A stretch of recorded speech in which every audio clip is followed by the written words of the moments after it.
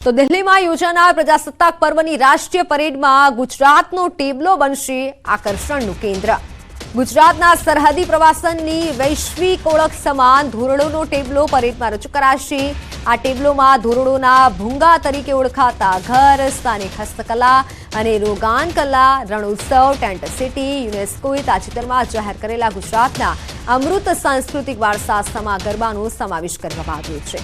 આ ટેબલો થકી વિકસિત ભારતની પરિકલ્પનાને મૂર્તિમંત કરતા દેશ અને રાજ્યના સરહદી પ્રવાસનને દર્શાવવાનો પ્રયાસ કરાયો છે।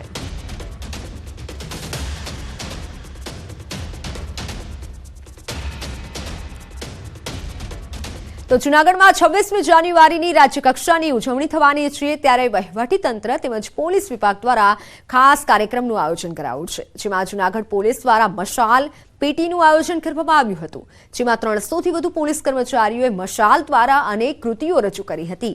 26 જાન્યુઆરીથી લઈને શહેરની વિવેકાનંદ સ્કૂલમાં પોલીસ દ્વારા કાર્યક્રમો કરવામાં આવ્યા છે, જેમાં મહિલા સશક્તિકરણ, મલખમ, બાઇક પર અલગ અલગ સ્ટન્ટ જેવા અનેક કાર્યક્રમો રજૂ કરવામાં આવ્યા હતા। ખાસ તો મશાલ પેટી દ્વારા ગુજરાત પોલીસ જય શ્રી રામ ફિટ ઇન્ડિયા આપણું જૂનાગઢ ગિરનારની મશાલ દ્વારા કૃતિઓ રજૂ કરવામાં આવી હતી। આ કાર્યક્રમમાં લોક સાહિત્યકાર રાજપા ગઢવીએ ડાયરો કરી દેશ પ્રેમનો નશો કરે તેવી લાગણી વ્યક્ત કરી હતી।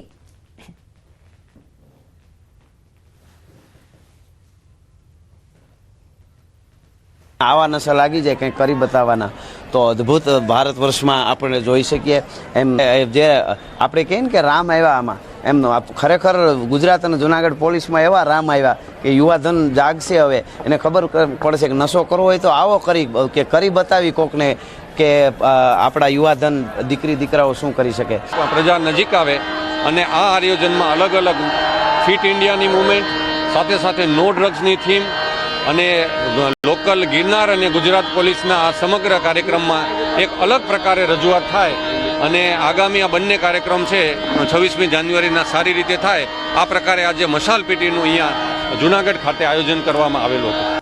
તો વાત દ્વારકાની। દ્વારકા જિલ્લાના કેશોદ ગામના મહિલા સરપંચને દિલ્હી ખાતે પ્રજાસત્તાક પર્વની ઉજવણીમાં સ્પેશિયલ ગેસ્ટ તરીકે આમંત્રિત કરાયા છે। મહિલા સરપંચ રંજનબેન આહિરને ભારત સરકારના સ્વચ્છ ભારત અભિયાન મિશનમાં ઉત્કૃષ્ટ કામગીરી કરવા બદલ આમંત્રિત કરવામાં આવ્યા છે। પ્રજાસત્તાક દિવસ 2024ની ઉજવણી નિમિત્તે કર્તવ્ય પથ નવી દિલ્હી ખાતે પરેડના કાર્યક્રમમાં સ્પેશિયલ ગેસ્ટ તરીકે આમંત્રિત કરાયા છે અને તેઓ દિલ્હી ખાતે જવા રવાના પણ થયા હતા। કેશોદ ગામના આગેવાનો તેમજ ગ્રામ્યજનોએ ફૂલહાર તેમજ મીઠાઈ ખવડાવી સન્માનિત કર્યા હતા।